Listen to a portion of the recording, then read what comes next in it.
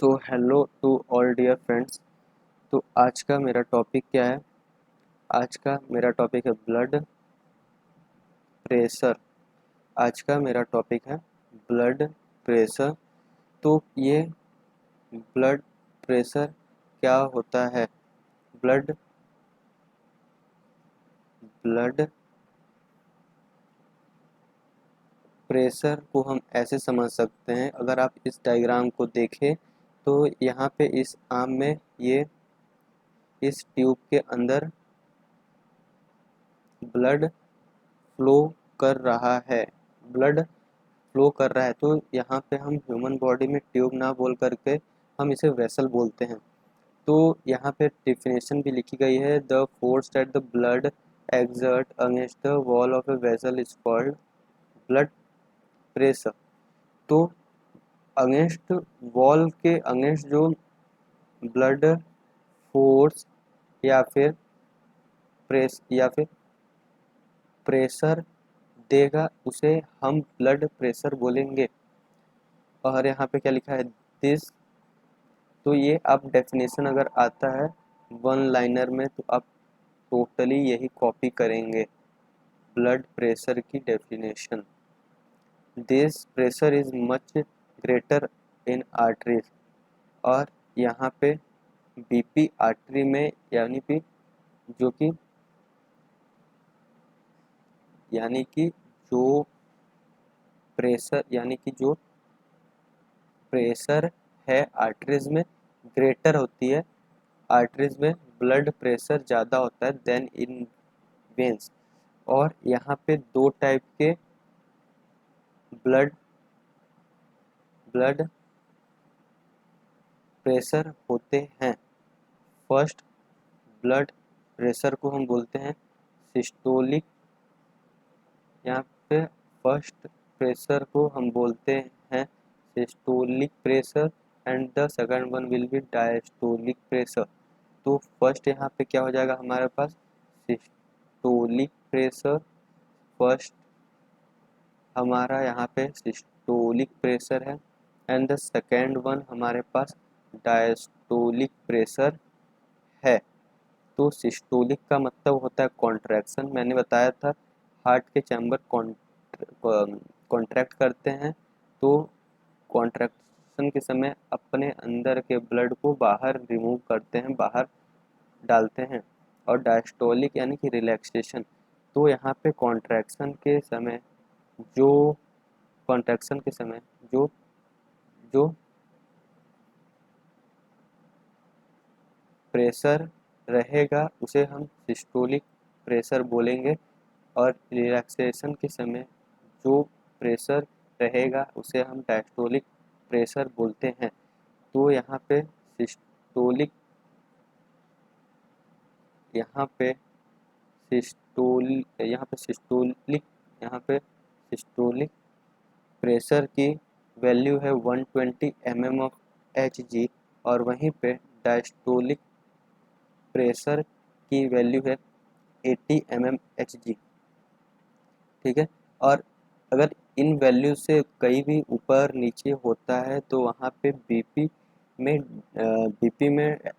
Difference आता है 120। और अगर हमसे कोई पूछता है कि ह्यूमन का नॉर्मल बीपी का रेंज कितना होता है, बीपी यानी कि ह्यूमन का नॉर्मल ब्लड प्रेशर रेंज कितना होता है, तो आप अगर क्वेश्चन भी आता है कि human normal blood pressure range, तो आप पूरा पूरा ये पॉइंट लिख देंगे, normal blood pressure range is 120/80।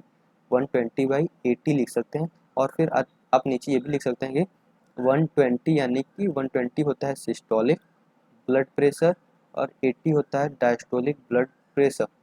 ठीक है। और यहाँ पे आप देखेंगे कि एक ये इस ह्यूमन के हाथों पे, या फिर बोले तो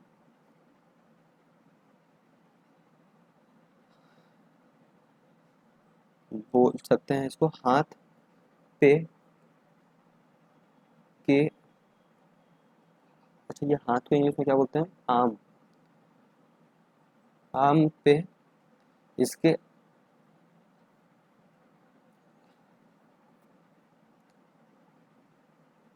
आर्म इसके आर्म पे ये एक पट्टा बांधा गया है। क्या बांधा गया है? पट्टा। पट्टे को क्या बोलेंगे? इस पट्टे को कुछ भी बोल लो आप, लेकिन तो यहाँ पे क्या करते हैं, पट्टा बांध के और एक जो हेयर से हम वो हेयर यहाँ पे पंप करते हैं, एयर को पंप करते हैं, एयर पंप करते हैं, ताकि वहाँ पे वेसल्स जो हैं उन पे, उनके वॉल्स पे फोर्स हम एक्सटर्नल, बाहर से हम उन पे एक्सटर्नली फोर्स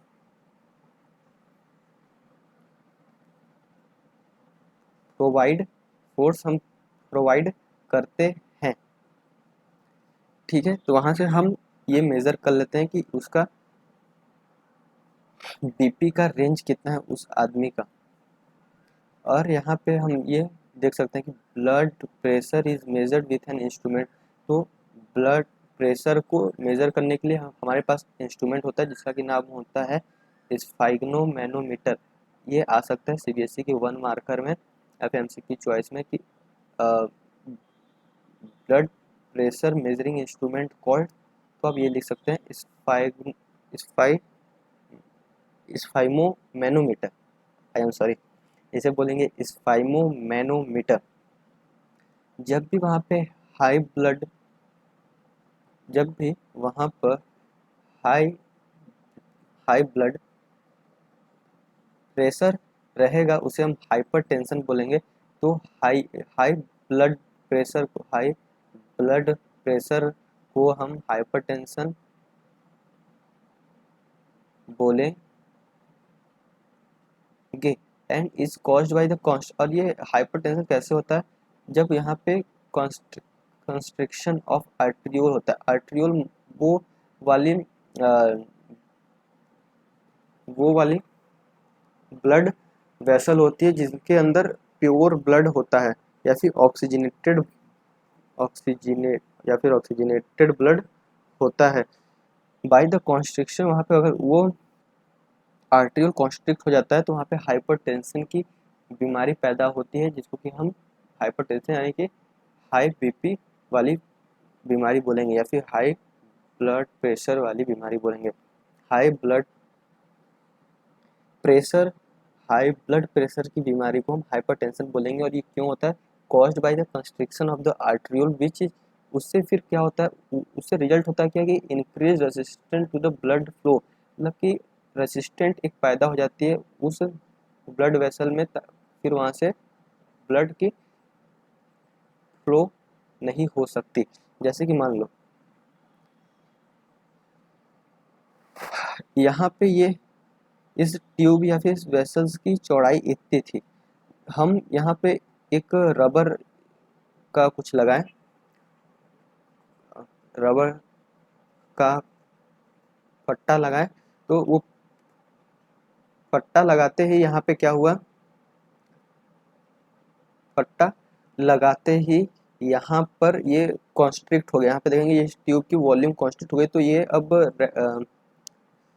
फिर यहाँ से ये ब्लड अब यहाँ तक नहीं आ पाया, तो यहाँ पे वाइट हो गया। तो यहाँ पे जब ऐसा हो जाता है, जब ये कंडीशन होती है तो इसे हाइपर टेंशन कंडीशन बोलते हैं।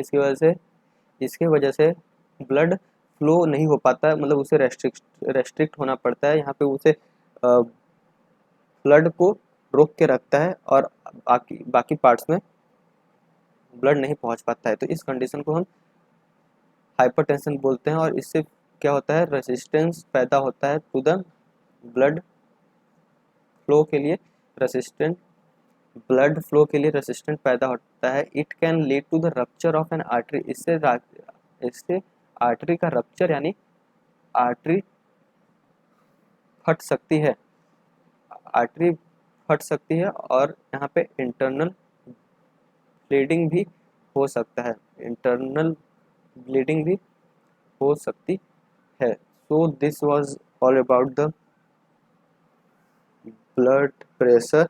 और यहाँ पे हमारा ब्लड ब्लड प्रेशर वाला टॉपिक ख़त्म होता है। अब हम मिलेंगे नेक्स्ट लेक्चर में, तो हम पढ़ेंगे द ट्यूब्स, उसमें पढ़ेंगे ब्लड वेसल्स को अच्छे से, फिर मेंटेनेंस बाई प्लेटलेट को पढ़ेंगे। मतलब आगे के टॉपिक हम पढ़ते चलेंगे। तब तक के लिए okay, thank you so much.